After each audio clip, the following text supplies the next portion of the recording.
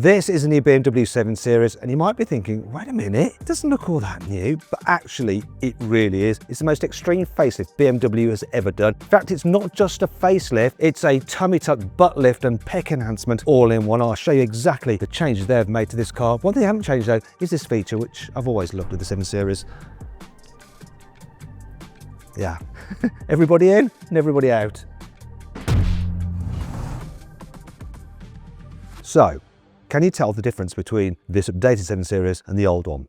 Actually looks a lot more different than you thought, doesn't it? Now, what they've done is change the light design, so you've got this new two-step light here, but the more important thing is here, they have combined the main beam and the normal beam into one unit, so the light is smaller rather than being longer like in the old car. That means you've got a bigger slab there of front bumper. It just makes the car look even more imposing.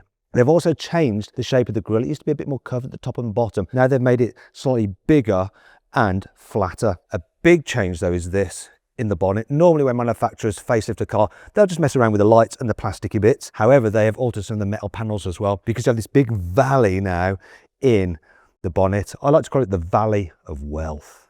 This is a serious looking car, isn't it? I mean, it's not going to be to everybody's taste, but it certainly stands out. And with the new light design, which follows on from the Neue Klasse cars, it does this welcome little graphic when you open and close the car, and there's 3 different options. Plus you get some rather snazzy puddle lighting for the doors when you open them. Now moving down the side, we've got some new alloy wheel designs. These are 21-inch wheels, but they go up to 22s. You can see this one has a 2-tone paint. You used to be able to get that on the previous 7 Series, but now there's more options. So there's 19 different 2-tones, but with all the different color combinations, there's like 500 different colors you can go for. And there's even a new satin color, and you can have it half glossy, half satin. And that satin paint finish takes 3 days to complete with 12 different processes. It is madness. Now they've also changed the door handle design. So it used to have some sensors and buttons on it, but not anymore.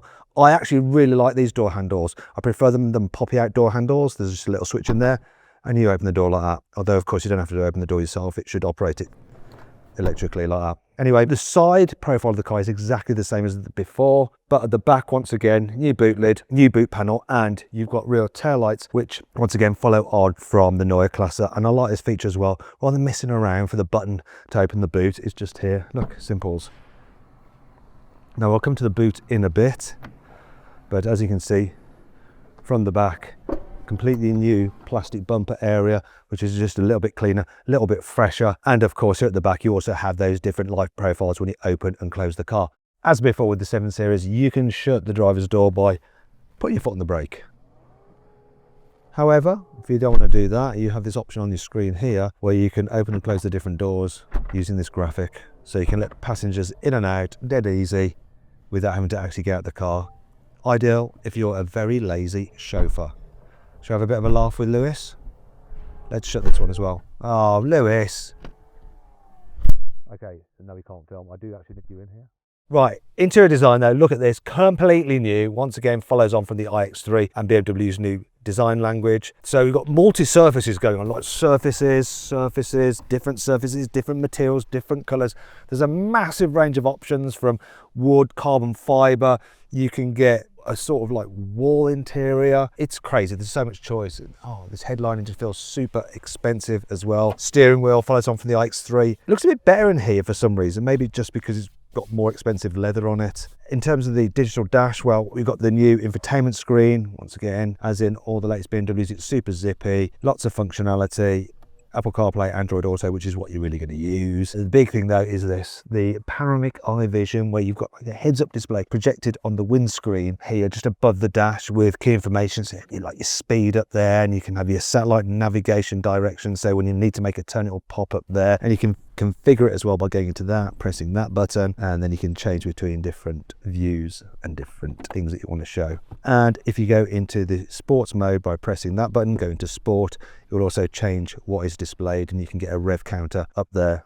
First for a BMW is this, the passenger screen. Yes, Audi have been doing it for a while, so have Mercedes, but here we have one in the BMW. And all these apps come preloaded. You've got your usual things like YouTube, Disney Plus, all that kind of stuff, and then some different games that you can just connect a Bluetooth controller, say from your PlayStation, to play games on it. There's lots of different ambient lighting choices. As you can see, you've got ambient lighting here, here, and up here, and you can quite easily change all that by going into car lighting, go into interior lighting, and then to ambient lighting colors.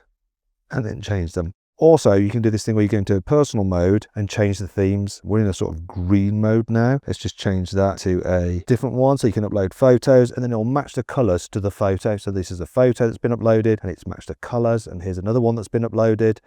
And once again, it matches the ambient lighting colours to that. Lots to play with, although you probably never bother. You'll just set it once and leave it as is. Now, these seats are super comfy. There's decent storage as well. So you've got storage under here with some USBs. You've got 2 big cup holders there. You've got 44-watt wireless charging for your mobile phone there. Big door bins, and thank God for that, a glove box which you don't have to open by using the screen. Though, of course, you do have to control the climate control through the screen, like with most cars these days, and all your heated seat through there as well, and the direction of the air vents is controlled through the screens as well, which is a bit of a pain, but it does mean that this interior looks nice and clean and not cluttered with buttons. So that is the plus side. You could control things by BMW's new voice assistant, and you can ask it lots of different questions, such as, which is the best car manufacturer, BMW or Audi? Both BMW and Audi make excellent vehicles, but I'm here to help you get the most from your BMW experience. What specific features are you most interested in learning about? Okay, so she likes to stay very, very neutral. It's actually run by Amazon. So you've got full access to Amazon Alexa, and it can control lots of different functions on the car. The only problem is that if you're driving in a... Find information and settings for data privacy. Go away. Yeah, it's good, isn't it? So, I forgot what I was saying. The problem is if you're going through a low signal zone and you have no connectivity, you can't control anything with your voice commands. Oh dear. Now you could on the old system, which was all on board and not over the air. But hey, progress, some you win and some you lose. I just want to show you one thing, and it's a sunroof blind that opens in the way you don't think it's going to. Or maybe it just won't at all. What's going on? Wait a minute. Why aren't you working? Go away, you son, Matthew. Huh? Today, we rise. Yeah, let's get the key and lock it and see if we can make the blind work. I can open your door for you, Lewis, I think.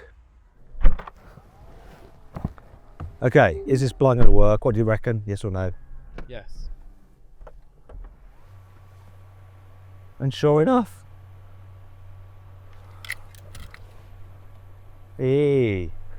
And it's got the cool pinstripes and patterns in the roof. So if I change the ambient lighting again, watch this. See, it's gone green. Look at the colours change. Oh, wow. Wow. Wow. Do you like that, Lewis? Yeah, it's cool. Was it worth the wait? I hope it was worth the wait. See what's really worth the wait? The back seats. Decent headroom, loads of knee room because every model is a long wheelbase version. Plenty of foot space, thick carpets, deep, comfy seats, nicely reclined, fold down armrest with some storage under here and USBs, plus wireless charging and your hidden cup holders there as well. And what they've done is actually update the tech in here. So as before, you can control things using this panel here, but the processor is faster, just a lot more responsive. So what I'm going to do is put my seat into full lounge mode. So I'll press this button here and then it's going to do its thing.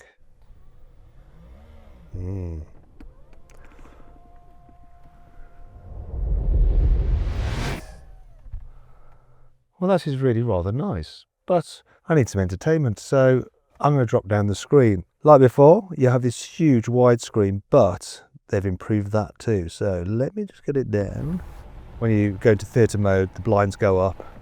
It's an 8K screen, so the resolution is absolutely incredible. You also have touchscreen now, so you don't have to control it with a controller. The Dolby Atmos is nuts. So you have like 36 speakers in here, and the speakers be built into the seats, and so you feel the music vibrating you. It's just like being in a cinema. It is totally insane. And when it's done with all of that, of course, you can just fold it all away and get rid of it. There. So yeah, this car is extremely luxurious. What a beautiful way to travel. But what about if you need to carry things with you? Depending on the model, the boot capacity is between 500 and 540 litres. You can't fold down the rear seats, but there is some through loading and the space generally looks pretty generous. In fact, it's big enough for a human. Normally I'd jump in to illustrate that, but for a bit of role reversal, Lewis, wouldn't you mind getting into the boot for us? Poor Lewis. Will he fit is the question. Will he fit? You don't normally have to do this. It's just the presenters that have to play like idiots. Right, let's see. You comfy, Lewis? Is it all right? No. No, it is fine. Right, there you go, mate. See you later.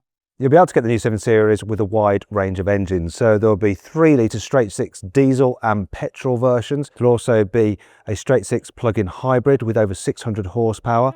There's the electric i7 with 680 horsepower. And there's even rumours of a V8 version without any electrification. Hallelujah. Anyway, that's all you need to know about the new BMW 7 Series.